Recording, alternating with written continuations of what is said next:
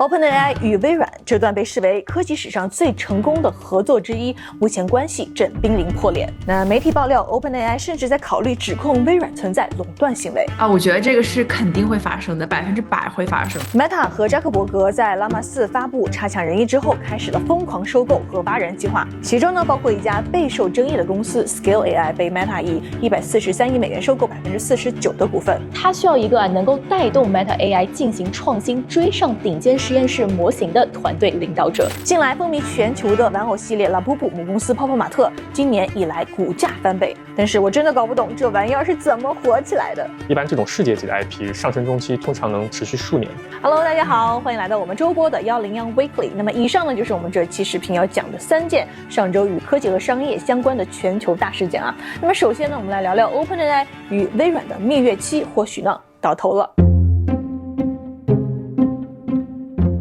那么首先我们来聊聊这周在硅谷大家最关注的动向之一呢，就是 OpenAI 与微软呢正在进行的谈判。如果谈判失败，可能面临巨大的 AI 市场震荡。根据 The Information 报道，在 OpenAI 寻求将非盈利实体转换为盈利主体之际呢，与微软在股权调整上的谈判陷入了僵局。我觉得这个是肯定会发生的，100%会发生的。因为一开始你就想一想 OpenAI 和 Microsoft 最开始签的那个协约，就 Microsoft 第一个1个 billion 投给 OpenAI， 这个是2019年的时候，那个时候 OpenAI 其实是非常缺资金的一个时候，那个时候 OpenAI 就是属于完全是处于被动的状态， Microsoft 属于主动，所以当时谈的那个 deal 是非常有利于 Microsoft， 而且非常不利于 OpenAI 的。所以说在 OpenAI 强大了起来，第一件事情肯定是要解决这个历史遗留问题。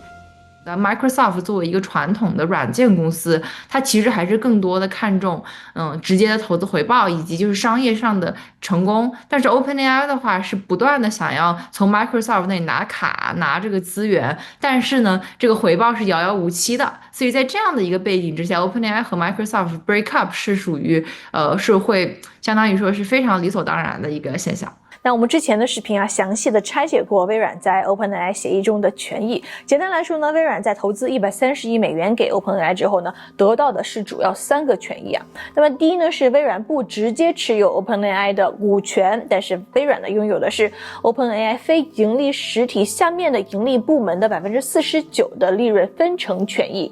那么第二呢，是2030年之前，微软呢拥有20%的 OpenAI 的收入分成权利，也就是说 OpenAI 商业收入中的20%呢会支付给微软。那么第三呢，是微软拥有转售 OpenAI 模型 API 的独家权利。但目前传出来的消息是呢， OpenAI 呢觉得这样的协议不太利于自己，想要重新的对于这些权益进行谈判。那么根据 The Information 的爆料， OpenAI 的 CEO Sam Altman 希望呢，第一取消这49%的利润分享机制，转而呢让微软把这49%的权利呢转换为 OpenAI 新盈利架构的33%的股份。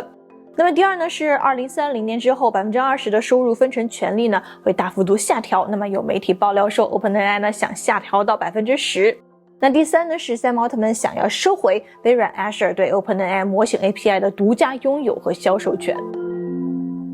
那么可以看出OpenAI 的条件呢是非常苛刻，而且呢是对最重要的3项投资权益呢都有非常重大的条件改变。你可以想象的是，如果是正常的 VC 风险投资，基本上不会有任何被投企业敢这么去挟持投资方重新的去谈条款的。那么为什么 Sam Altman 敢这么对微软狮子大张口呢？那这是他知道微软希望在2030年之后继续拥有 OpenAI 模型的知识产权使用许可。因为此前的合同中有一个条款是，一旦 OpenAI 实现 AGI， 微软呢将会被切断访问权。所以呢，对于微软来说，就看 CEO Satya Nadella 是否愿意退一步来换取更长久的 OpenAI 模型的访问权了。但目前很多流出来的消息是，谈判进行的并不顺利。我觉得是有概率会谈崩的。我觉得谈崩就是他们谈判的过程当中，我在想可能 OpenAI 会说他要买回 Microsoft 的一些 ownership， 比如说 OpenAI 他自己花钱去买回一部分 Microsoft 的这个 ownership， 因为 OpenAI 自己有很多 revenue， 或者是 OpenAI 再去 raise， 就是从外边去募资，然后买回 Microsoft 的一部分的这个 ownership。 OpenAI 其实头上悬了2把剑，第一把剑就是 Microsoft 的这个问题能不能解决，然后第二把剑就是它的 non-profit for profit 能不能够转型成功。就这个其实是 OpenAI 面临的2个大的挑战，如果这2个当中有一项失败了的话，我觉得对 OpenAI 的影响其实还是很大的。这包括知情人士对《华尔街日报》透露，由于谈判陷入僵局， OpenAI 高层呢近期甚至讨论了所谓的核弹级选项，也就是指控微软在合作过程中存在反竞争行为，这可能包括要求联邦监管机构审查合同条款是否违反反垄断法。而微软那边目前呢也没有示弱的迹象啊，因为保持现有的条款至少在2030年之前对微软来说呢是非常有利的。那么按照 OpenAI 目前的收入，届时呢微软可能会分到350亿美元。而 OpenAI 目前的压力呢是很大的，因为根据上一轮融资的条款，如果在今年年底 OpenAI 无法顺利转型为盈利实体，那么它将失去包括软银在内的上百亿美元的风投资金，那么这对 OpenAI 来说可能意味着毁灭性的打击。所以呢，微软也有所谓的核弹级选项啊，这就是不跟 OpenAI 谈了，直接离开谈判桌，把目前的合约呢维持到2030年。但毫无疑问，这将是两败俱伤的场面啊。对于微软来说，公司高层以及美股市场需要看到的是 AI 带给公司的营收增长潜力，而对于 OpenAI 来说，之前它需要微软的卡、资金以及渠道支持，但是现在它需要的是稳定。是让新投资人们，包括软银等大机构看到 OpenAI 未来的稳定运行和稳定收入回报。我觉得对于这么大体量的基金而言，他要的不是upside， 他要的其实是一个稳定的回报，就是他在看到这个公司就是太小或者是这个发展不够稳定的时候，他是没有办法入场的。他不是传统的 VC 嘛，就是在我们看来，这个其实都是 growth equity， 更多像 PE 的一个投资手段，而不是 VC。2年半前，当 ChatGPT 发布之际，人们还在为 OpenAI 和微软这2家公司的合作而大呼妙哉。1年半之前，当 Sam Altman 经历 OpenAI 高层动荡，面临被赶出公司之际， Satya Nadella 第一时间站出来力挺 Sam， 给了他底气，重新回到牌局。但是俗话说，没有永远的盟友，也没有永远的敌人。然而呢，我是没有想到微软和 OpenAI 的蜜月期结束的如此之快。那么对于微软来说，太过于依赖 OpenAI 而没有尽早研发出自己领先的 AI 模型，也许呢是 Satya Nadella 走的最错的一步。无论如何呢，我们或许可以预料 OpenAI 与微软的蜜月期可能就要过去了。我们也会继续的为大家密切的关注这2者之间的下一步谈判。好，接下来呢，我们聊聊硅谷另外一个重要的新闻，就是 Meta 之前它经历了挫败的 Llama 4的发布之后呢，是准备撸起袖子卧薪尝胆了。那目前呢，开始收购明星初创公司和 AI 技术人才。那媒体就爆料说小扎和 Perplexity 还有 Ilya Sutskever 的 Safe Super Intelligence 等等公司去进行过接洽之后呢，他这轮收购成功的第1家公司却让不少人蛮吃惊的。那么接下来我们就把时间交给一文。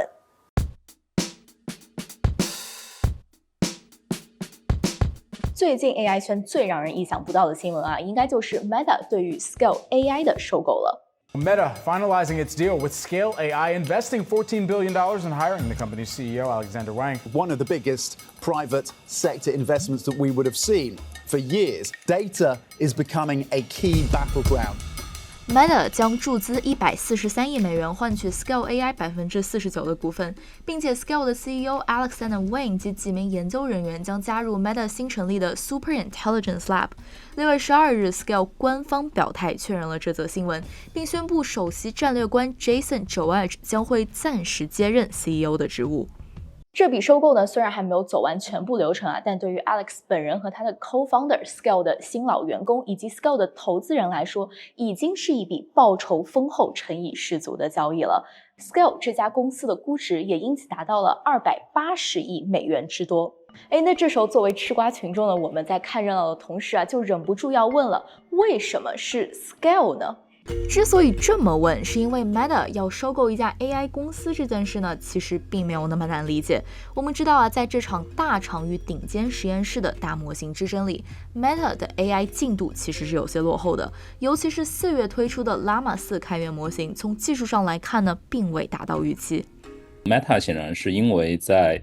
开源模型领域，它就像我们上次聊 DeepSeek 的时候，就是 Llama 其实是很明显的落后了，然后 Llama 坚持使用的一些架构和技术选型，反正导致 Llama 4其实后来也一直没有跟上来。所以在这个情况下，然后在 AI 被几乎所有的人都认可，包括 Zack 本人可能也认可的情况下，他花出公司市值的1%来进行一个比较大的投入，我觉得这是他过去有成功经验的事情。其实去年 Meta 发布 Llama 3的时候，已经有比较接近闭源模型的表现了，加上今年年初同样开源的 DeepSeek 的强势表现，让开发者对 Llama 4的期待值偏高。但是 Meta 却多次推迟 Llama 4的发布，迟迟没有发布推理模型，而且最后发布的 Llama 4呢，在多项技术指标上表现不如竞争对手，似乎再一次拉开了开源和闭源模型的差距。同时 Meta 内部还多次爆出风波不断。根据 The Information 的报道， Meta 的生成式 AI 团队成员经常抱怨过度疲劳、内耗严重以及缺乏明确方向。上个月 Meta 试图通过重组该部门，将它拆分成2个团队，从而理清不同 AI 产品的负责人。但这并不能解决 Meta 和 Zuckerberg 最核心的问题，它需要一个能够带动 Meta AI 进行创新、追上顶尖实验室模型的团队领导者，而这个人选就是 Scale AI 的 CEO Alex Wang。如果我们去看 Scale AI 这家公司本身可能这是一家最不 AI 的企业。这家公司官方呢将自己称为 Data Foundry， 而它的主要业务也是给各大顶尖大模型实验室提供高质量的数据。那 Scale 其实说包括其他的一些数据标注的一些 vendor 提供商、服务供应商，他们做法就是说我端对端的帮你解决这个问题了，白手套服务，就是说你把你的数据需求给我有的是说你把你的数据给我，然后你告诉我的你的标注的指南，然后我把最后标注好的成品发给你，甚至还有一些更长线的端对端，就是说你只是把你的数据要求给我，我从数据采样到数据清洗到数据标注，我全套的提供给你这个服务。Scale AI 成立于2016年，当时没有大语言模型，但已经有了一项热门的 AI 应用——无人驾驶。而无人驾驶车要辨认的行人、车辆、路标等，都需要大量的手动数据标注。Scale 最初就是为这类无人驾驶企业提供一站式的数据标注服务。但随着人工智能的不断发展，数据标注行业也在不断升级，而 Scale 就成为了最早抓住大模型风口的数据标注公司之一。其实数据标注这个行业这些年并没有受到太多关注，很多人对它的理解呢还停留在早期的计算机视觉阶段。比如无人驾驶，那时候我们只需要让 AI 看懂图像，识别出路标、行人、红绿灯等基本元素。但如今呢，随着生成式 AI 的快速发展，模型对于高质量语料的依赖大幅提升。这类标注工作主要出现在模型的后训练阶段，也就是所谓的微调。主要呢可以分为2种方式，一种叫做人类反馈强化学习 Reinforcement Learning with Human Feedback RLHF， 另一种是监督式微调 Supervised Fine-Tuning。在 RLHF 里面，人类的角色是帮助模型判断哪种答案更符合我们的偏好。比如ChatGPT 给出2个回答，大多数人会更喜欢第2个，那么模型就会根据这种反馈学习，知道第2种回答更好，那我以后呢要做出更多那样的回答。另一种情况是监督微调，它更像是专家自问自答。当一些问题没有现成的优质数据可用，或者涉及非常专业的知识的时候，就需要专业的标注人员亲自构建回答，并把这些高质量的语料提供给模型，用于进一步训练。那关于强化学习的原理咱们在讲 DeepSeek 这期节目的时候其实也提到过，感兴趣的小伙伴呢可以翻回去看看。那咱们再回到 Scale AI 它之所以比别的标注公司更有优势，就是因为它在这2种复杂的微调场景下能够提供高质量的服务。Scale AI 的话，因为我在这个团队里面做过，我对它非常 impressive。我觉得这个团队就是说反应速度非常快，有任何的事情，只要客户有个需求了，然后呢，它会有很快的这个机制，能够保证我们能这个问题修好了。举个例子，就是说，比方说我们这个标注平台上出现了一个 bug， 对吧？然后如果这 bug 能够就是说导致了整个这一系列任务现在停滞不前了，然后在 Scale 我们经常可能是上午发现问题，然后呢下午这问题就解决了，大概在3到4个小时之内，可能这问题就解决了。如果说这件事情发生在大厂的身上的话，他通过这个就是发一个 ticket， 对吧？然后呢，把 ticket 传给 on-call 再去triage，这一系列下来的话，可能要2个星期了。除此之外啊，因为 Scale 从2016年就开始涉足数据标注，因此也积累了一定的规模。根据媒体报道 ，Meta 也是 Scale 最大的客户之一，并且将会继续增加他们在数据标注服务上的花费。但其实 Zuckerberg 更看重的是 Alex 这个人。前段时间硅谷很流行一个词叫做 Founder Mode， 创始人模式，而 Alex 可能就是这其中的代表。虽然 Alex 本人并没有其他明星创始人一样有强大的技术背景，但他毫无疑问是一名极具野心、擅长利用资源，同时也聪明务实的创业者。在硅谷呢，他频繁出现在高端活动、政策对话和全球政商网络当中。当他在社交媒体上说自己近几年来经常出差的时候啊 ，Sam Altman 开玩笑说：“确实没有人参加的 party 比你还多。”但这些人脉最终也助长了他的成功。一名投资人说，从19岁成立 Scale AI 以来 ，Alex 一直在让这家公司紧跟 AI 行业的发展方向。他也并不害怕展示他的野心。在 Scale 公司内部，他的破冰问题是问我如何把 Scale 做成一家市值1000亿美元的公司。 Over time, we had this obligation to really get ahead of most of the waves of AI, if that makes sense. Because, for AI to be successful in any vertical area, it needed data. And so, our demand for our products would precede a lot of times the actual sort of evolution of AI into those industries. 我们的采访嘉宾说 Alex 非常会营销，在不断的争取投资人的关注，因此在同类型初创公司当中脱颖而出。当然 Alex 和 Scale AI 在获得商业成功的同时呢，也少不了争议和诟病，但这并没有阻止他扩张业务的脚步。The Information 报道在和 Zuckerberg 的交流当中 ，Alex 提出了不少建设性的意见，大多被 Zuckerberg 采用，这才有了后续2人一系列的谈判。从 Meta 收购的角度来说，他更多的不是觉得 Scale 这家公司的某些资源可以帮他改变，而是更多的是他觉得 Alex 这一个人可能够在执行层面上给 Meta 带来一些改变。因为其实我们可以发现 Meta 首先它并不缺钱，也不缺 GPU， 然后它也有非常优秀的工程团队，然后 researcher 也有非常优秀的 researcher， 包括最近也在 approaching 一些其他的比较优秀的 researcher。 所以这么看起来的话，结合这一个决定，那 Zack 应该是认为是组织架构上出来一些问题，他们之前也是进行过一些组织架构上的调整，所以我觉得他可能是认为需要一些外界的有创始人基因的新鲜血液来进行一些新的组织架构上的一些变化。这么看下来 ，Zuckerberg 最近确实是铁了心的要把 Meta AI 做大做强。其实就在最近呢 ，Sam Altman 还爆料说Zuckerberg 开出1亿美元的高价奖金，要把 OpenAI 的研究人员挖去 Meta。不知道挖的是不是创始人呢？总之这么一来 ，Zuckerberg 这样看重 Alex 的才能，其实也就不奇怪了。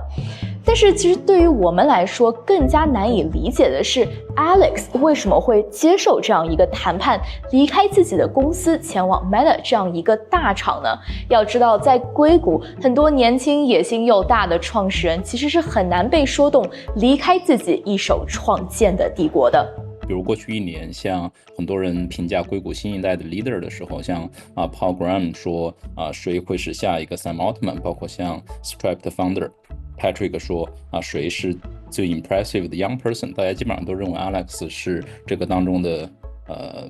不是说绝对的第一人选，但是肯定是大家很快能想到的人选之一。所以像他这样一个人为什么会选择加入，其实反而是相对可能更难理解的一个点。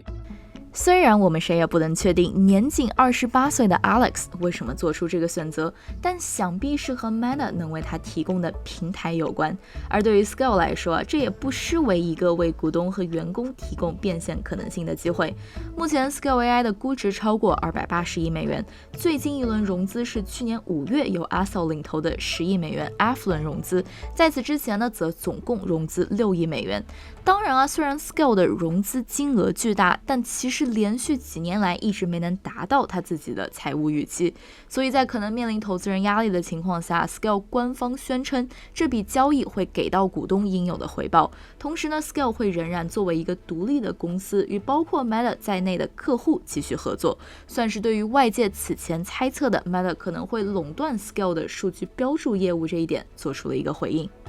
收购完成后啊 ，Alex 将会带领 Meta 的 Super Intelligence 团队。虽然说这个团队的工作细节还没有公开啊，但是外界已经普遍认为这将会成为 Meta 进军 AGI 的核心力量。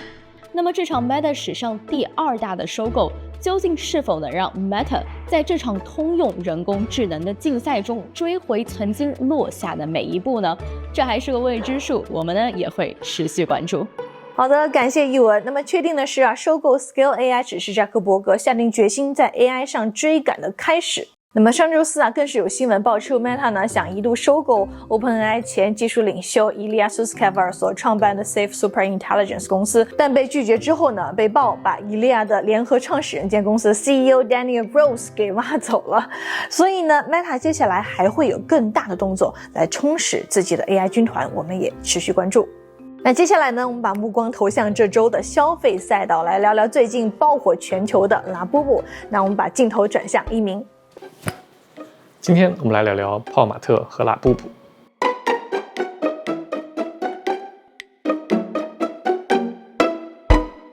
泡玛特啊，真的是一家让很多人都难以理解的公司。它在还没有上市之前呢，就几乎是整个一级市场投资人的集体错过。2020年上市之后，又遭遇了很多质疑。22年和23年是股价最低的时候，跌到过10块钱，如今已经涨了20多倍了。如果说 Molly 这个 IP 奠定了泡玛特成功上市的基础，那么拉布布在全球的爆火成为了一个世界级的 IP， 则是推动泡玛特这一轮暴涨的基石。如果你去看 TikTok、Ins 这些海外00后特别喜欢玩的社交媒体，动不动就能刷到几百万播放的抢购开盒视频。最初喜欢拉布布的大明星是 Lisa， 后来是泰国公主，她也是掀起了拎爱马仕包包配拉布布挂件的风潮。再到歌手蕾哈娜、球星贝克汉姆，他们都被拍到把拉布布带在身边。根据今年1季度财报，泡玛特的海外收入同比增长了480%，超过了中国内地100%的增长。其中，在除中国以外的亚洲地区啊，它实现了350%的增长。在欧美，因为基数低，增长更是太惊人了。在欧洲有600%，在美国有900%。这种3位数的增长啊，在现在这个消费传媒这个动不动就是负增长的行业里，真的是好久都没有看到过了。我记得2024年上半年那会儿，泡玛特在泰国爆火，并且辐射到了整个东南亚。但是在东南亚毕竟还不算是最有钱的市场，天花板有限，所以当时啊就有很多人质疑，认为泡玛特虽然储备了这么多 IP， 但是一直它没有在欧美爆红，所以不太看好它未来的潜力。但好似突然之间，拉布布就打破了这个质疑，成功席卷了欧美的00后，在谷歌的搜索趋势上，甚至直接超越了 Harry Potter、星球大战、迪士尼这些欧美老牌的 IP， 也在今年超越了 Hello Kitty 这个日本的老牌 IP。这也一下子让泡玛特的价值暴涨，投行们纷纷上调目标价。那为什么是拉布布？拉布布背后啊，其实是一个非常经典的全球 idea 加中国供应链的故事。泡玛特是一个平台，就像是一个放大器，用一种先进的工业化手段，把艺术家的 idea 成倍的放大了。从 IP 角度来说，泡玛特公司内部有一个20多人的艺术家的挖掘团队，他们一直在全球到处飞，就是为了找到每一个地方最有潜力的 IP 和艺术家。比如在19年到23年这4年间，哪怕经历了疫情，经历了泡玛特先上市，然后又经历了股价低谷、备受质疑的时刻，但它还是平均每年保持从外部吸纳15个左右的 IP， 扩充整个 IP 的储备。拉布布就是泡玛特从外部签约过来的，他是由香港艺术家龙家生创作。龙家生在6岁的时候就随着家人移民到了荷兰。他小时候因为只会讲粤语，不会讲荷兰语，所以在荷兰的生活其实非常孤独。他就很喜欢一个人看各种绘本。而当时荷兰的绘本很多都是基于北欧精灵的世界观来画的，这就对龙家生产生了很大的影响。龙家生在2011年创作了拉布布，其实拉布布就完全不是中国文化的形象，它是龙家生把北欧精灵萌化所构思出来的。所以你其实可以看到，拉布布其实在国内一开始没有那么火，只是有一点点小火。它是在海外先火爆起来，特别是先在东南亚，然后又转到了欧美，然后又反攻回了国内，在国内也跟着火了起来。而且拉布布它不是一只哦，它其实是一个族群，一共有100多只。它的首领是 Zemomo， 然后拉布布是个女孩子，她的男朋友是 Taikoko， 还有好伙伴 Mokoko。他们其实每个人都有自己特定的性格，他们整体是属于 The Monster 这个系列。拉布布第一次出圈是在2018年，那会儿有一批铁杆粉丝去收藏它，每年会出个几百只的公仔，一出就被卖光。当时泡玛特看到了拉布布的潜力，就去跟他们谈独家签约。后来双方在2019年开始合作，1年之后，拉布布的全年销量就破了亿。而到了2024年 ，The Monster 系列出现了爆炸性的增长，一下子占到了泡玛特全年整体营收的23%，成为了第1大 IP。那泡玛特在签下拉布布之后做了什么呢？总结来说主要有4点。第一呢是材质创新和供应链，第二呢是根据用户需求去做调整，第三呢是盲盒的玩法，第四是去海外找合作伙伴一起。这些都是单打独斗的艺术家或者工作室没有办法做到的，这也是泡玛特这样平台的核心价值。我们来一条一条说。第一呢，就是材质创新和搞定供应链。拉布布有一个工艺上的创新，就是糖胶毛绒玩具。糖胶呢，就是一种塑料，它特别软，你摸上去的手感绝对不一样。把糖胶和毛绒结合在一起，就显得这个公仔非常立体，触感非常好，就像是在撸猫一样。有了这种材质和设计创新，就极大提升了可玩性。最近很火的是给拉布布配各种各样的娃衣，还有供他们做的汽车座椅，比如我就很喜欢把它别在特斯拉的中控屏上，甚至还有供他们携带的小手提包，网上有各种各样的创意出现，非常可爱。当然，糖胶也不是泡玛特发明的，但是泡玛特把它发扬光大了。泡玛特通过增加款式和产量，一下子出了6个系列，接近100多款公仔，就是这个 Monster 系列。为此不惜投入了上千万的模具开发费用。这里就不得不提中国供应链的优势了，可以把糖胶毛绒玩具的售价降低到100多块，极大扩展了用户群。第二呢，就是根据用户需求做调整。泡玛特作为一个 IP 运营公司，其实有一整套的数据库积累，他知道大众喜欢什么。比如拉布布就有一个很重要的形象转变。拉布布最初是一个邪神，他在龙家生的绘本里其实是会更邪恶一些的，但后来他们一起合作，把它改得更加可爱了，保留了一点搞怪的邪恶感，包括眼睛也变得水汪汪，从一个小众形象变成大众更能接受的状态。第三呢，就是在市场方面，我们知道泡玛特的招牌玩法是盲盒，当然盲盒也不是泡玛特发明的，在日股里面其实很早就有了，但是被泡玛特玩到了极致。盲盒就是每个盒子的款式都是随机的，开箱的时候有一种强烈的不确定性，以及带来的兴奋或者失落，甚至还出现了摇盒的玩法，就是用手去摇这个盒子来判断它是哪一款。但我好像一直判断不出来。当然，这个也是在日股里面有个很广泛的应用，以前很多日本的谷子店都会在货架上贴禁止摇盒的标签。当然，盲盒这种玩法多多少少利用了一点人性中赌博的成分，比如在日股里面就有赌狗的这种说法，所以这一点在监管上可能还是有一些风险。泡玛特还推出了非常多的限定版，有各个国家独特的款式，每个系列还有小概率会出现一些隐藏款，比如说最近瑜伽系列的拉布布差不多有120%的概率，所以在二手市场上也出现了好几倍的溢价。泡玛特通过这些操作提升了拉布布系列的收藏价值，又刺激出了一批炒家，哄抬了人气。第四是去找海外合作伙伴一起。市场上一直有一个讨论，就是 Lisa 喜欢拉布布到底是不是巧合？我其实更倾向于它不是巧合，而是有一定程度的运作成分。所以我认为 Lisa 的这个带货肯定不是偶然，因为泡玛特其实进入泰国，它的合作伙伴是美诺集团。就也算是泰国本地的一个财团，就是他当时有泰国最大的这个酒店、餐饮和零售业，对，所以他当时美诺凭借在泰国的很好的资源优势，其实帮泡玛特的这个首店其实就入驻了曼谷最大的购物中心，叫 Central World。对 ，Central World 其实是泰国规模最大的购物中心，其实也是全球时尚的这个地标，而且是世界第3大的这个购物中心。对，所以它还是有很强的本土的运营的能力的。对，所以 Lisa 的带货肯定也是跟背后的这个财团或者是它在线下极高势能的这些点位露出其实是有关系的。对，如果你只是一个很普通的小品牌，对吧？普通的团队在运作，然后开在一个不起眼的地方，其实也很难被这些顶流的明星或者是皇室所注意到。那么，在全球多点开花、被各路明星宠爱，这股拉布布热潮能持续下去吗？还是说它只是昙花一现？这个时候，我们就要去看看历史。如果要拿历史上的 IP 来做对标，拉布布可能从谁的发展轨迹中找到蛛丝马迹？我们从历史发展角度来看，其实我们觉着拉布布其实可能更像芭比。就是芭比是美泰公司制造出来的这个玩具，就一开始它也是没有内容的，就包括芭比这个名字，其实它来自于产品创造者 Ruth 的女儿的名字。其实美泰的芭比的这个成功，其实抓住了当时是电视媒介的快速普及，就是用铺天盖地的电视广告和宣传为芭比造势。那直到它直接开创了一个新的玩具的这个品类，包括撑起了美泰公司1/3的这样的一个营收。所以在开创品类，利用媒体造势，然后最后形成一个全民的狂欢，最后变成全民的共识，这几个点，我觉得拉布布和芭比是有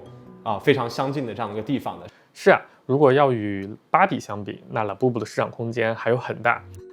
再一个例子就是三丽鸥的 Hello Kitty， 它的收入构成可以分为3块。有商品销售与授权，就是把 Hello Kitty 的形象授权出现在大量产品上，比如说从文具啊、服装啊、家居用品啊，再到电子产品上，这种授权为三丽鸥带来了非常可观的收入。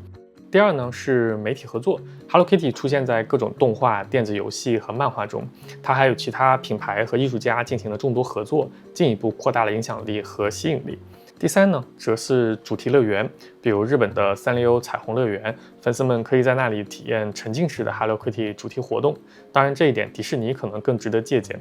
泡玛特也一直在沿着这些道路往前走。泡玛特一方面不断在更新产品，比如拉布布如今是出到了第3代，到今年年底或者说明年初会出第4代。另一方面，泡玛特也在尝试很多新业务，比如说泡玛特积木刚刚在美国上市，目前也售罄了。泡玛特在今年初还以几家快闪店的形式推出了时尚珠宝品牌，这些产品是以泡玛特的头部 IP 为基础，价格主要在400元到2000元不等，由银或者14K 金材制作成。泡玛特还做了主题乐园 Popland， 在北京的朝阳公园，并且还会进一步扩大规模。目前呢，它是已经推出了 The Monster 家族系列的表演，在今年夏天，泡玛特还将推出一部 The Monster 的动画迷你剧。这些举措都是进一步提升拉布布 IP 的影响力的尝试。在泡玛特22年到23年的低谷中，市场主要对它的质疑是它对头部 IP 的依赖度太高了，并且一些头部 IP 在当时还出现了不同程度的增长乏力。比如说在2020年的时候，第一大 IP Molly 的收入已经从19年的不到5个亿人民币下滑到了3亿多人民币。在那些新孵化的 IP 中，很多都停留在了几千万到1-2个亿的收入的规模，并且有点再难往上突破了。这也带来了同店业绩的下滑、开店节奏的放缓和回本周期的拉长。这当时的质疑其实不是被完全解决，而是被稀释了。在业务上的进展是形成了非常丰富的 IP 矩阵。就24年，其实它已经有4个 IP 收入是超过10亿的，所以一定程度上解决了市场担心泡玛特 IP 相对来说比较单一的这个问题。对，同时这2年公司也推出了盲盒之外的更多的产品形态，对吧？比如说拉布布爆火的这种糖胶毛绒的这种形态，那这个形态其实未来也会更多的应用在不同的 IP 上，包括我们看 Molly 其实也出了类似形态的这种产品，那从而进一步的去丰富不同 IP 的这种产品形态，也可以延长单一 IP 的这个生命周期。对，所以我觉得在这个维度上，其实公司还是提供了比较好的解法。那另外就是出海，比如说在东南亚、在北美的这个成功，也给公司开店的这个渠道上提供了一个非常强劲的第二增长曲线。对，这些其实都一定程度上帮助公司回答了短期、中期和长期的一些增长的问题。对，当然泡玛特的这个炸裂业绩以及它在2级市场的这个巨大成功，这些光环太过耀眼了，所以以至于再回头看之前的质疑，就像是太阳下的一些阴影，其实已经变得微不足道了。